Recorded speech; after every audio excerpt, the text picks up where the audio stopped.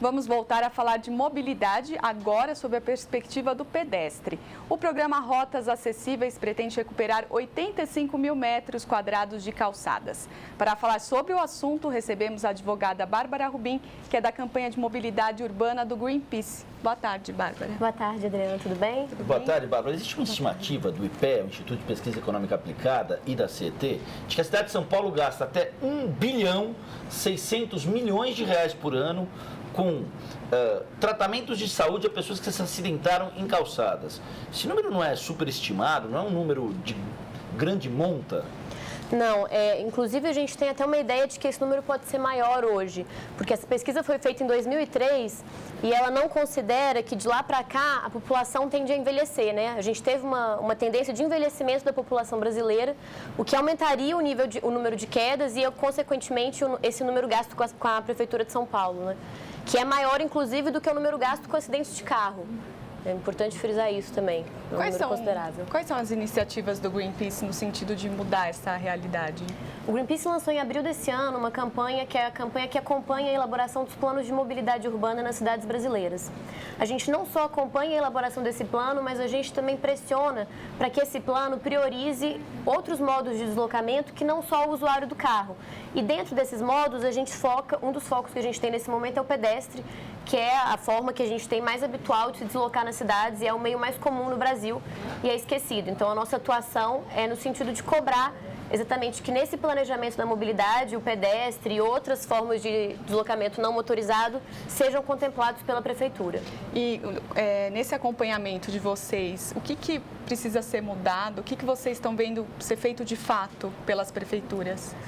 Olha, as prefeituras elas estão com um processo ainda muito incipiente de elaboração desses planos de mobilidade, né? Aqui em São Paulo, a gente começou a dar os primeiros passos com a criação do Conselho Municipal de Transporte, que vai ter como atribuição elaborar esse plano.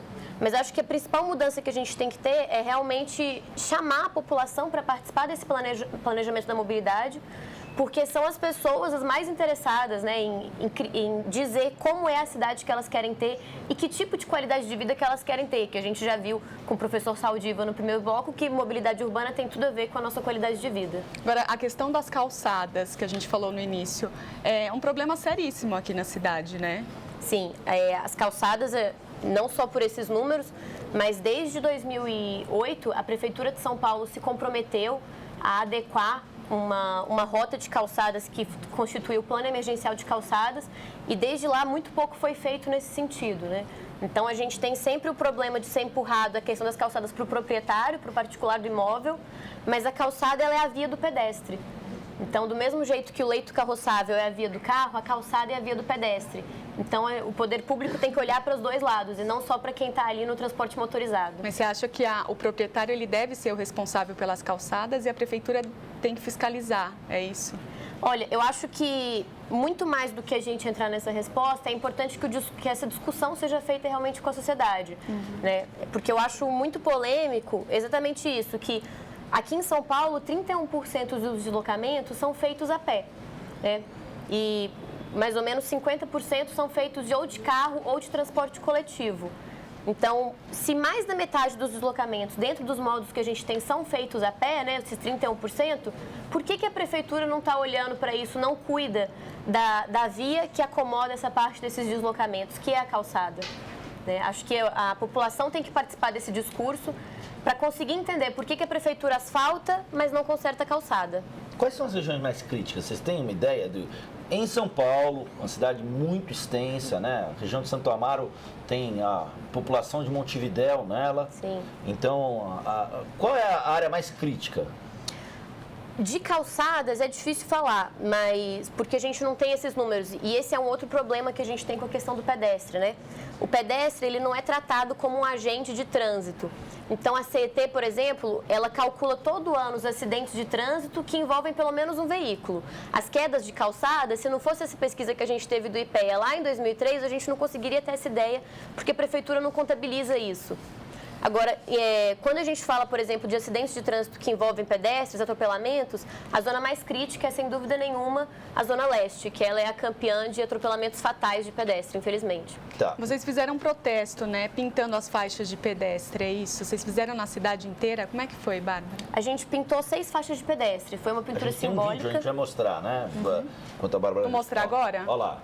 Conta pra gente o que é isso aí, ô Bárbara.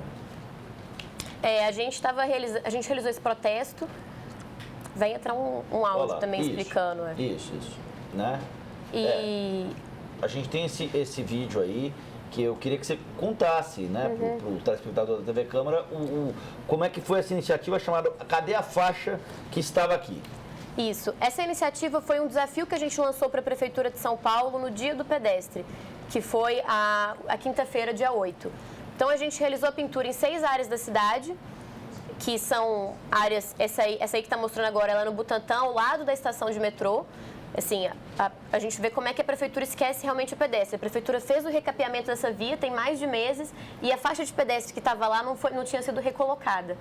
Então, a gente pintou lá, a gente repintou também 3 faixas em Itaquera, que é a região dentro da Zona Leste, é o bairro que tem o maior número de acidentes. E no centro de São Paulo também, que está dentro da zona de máxima proteção ao pedestre. E ainda assim, a gente tem faixas que quase não se veem porque hoje estão apagadas. Então, essa ação foi exatamente para, no Dia do Pedestre, chamar a atenção para o maior problema que o pedestre enfrenta, que é a falta de infraestrutura, seja na hora da travessia, seja na calçada, mas também desafiar o poder público a pintar e preencher não só essas faixas, mas as outras todas da cidade que estão nessa mesma situação terrível. Apesar desses problemas, Bárbara, o pedestre, ele respeita a faixa? Olha, a gente tem um dado da CET, por exemplo, que do 83% dos pedestres que morreram ano passado em acidentes, 31% estavam atravessando fora da faixa, sendo que havia uma faixa a menos de 50 metros de distância, que é a distância que o Código de Trânsito brasileiro estabelece, né? O Código de Trânsito fala que, se não houver uma faixa em até 50 metros de distância, o pedestre pode sim atravessar na rua sem faixa e deve ser respeitado pelo motorista. Esses 31%, de fato, eles estavam errados e, infelizmente, a gente teve aí um acidente fatal.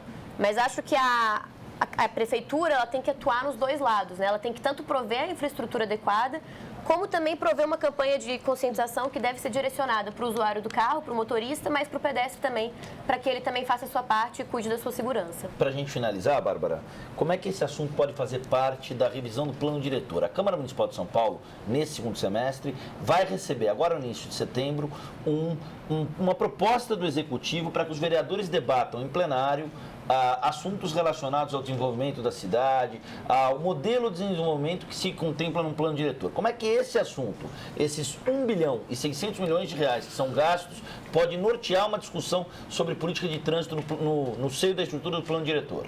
Bem, o plano diretor, ele tem a tarefa de dividir a cidade em áreas, né? Áreas residenciais, áreas comerciais ou áreas mistas. Quando ele faz isso, ele acaba gerando polos geradores, né, de tráfego, polos que vão ter mais circulação de pedestres. O poder público, sabendo quais vão ser esses polos, ele pode se antever aos problemas que vai ter e, por exemplo, ao invés de gastar esse 1 bilhão e 600 milhões porque com as quedas que as pessoas sofrem, prover que nessas regiões que vai ter maior fluxo de pessoa, prover a infraestrutura adequada de calçada e de travessia e, em vez de gastar um dinheiro com acidente, gastar um dinheiro com a segurança do pedestre. Legal, Bárbara. Muito obrigada pela sua participação aqui no Jornal. Obrigada a vocês, gente.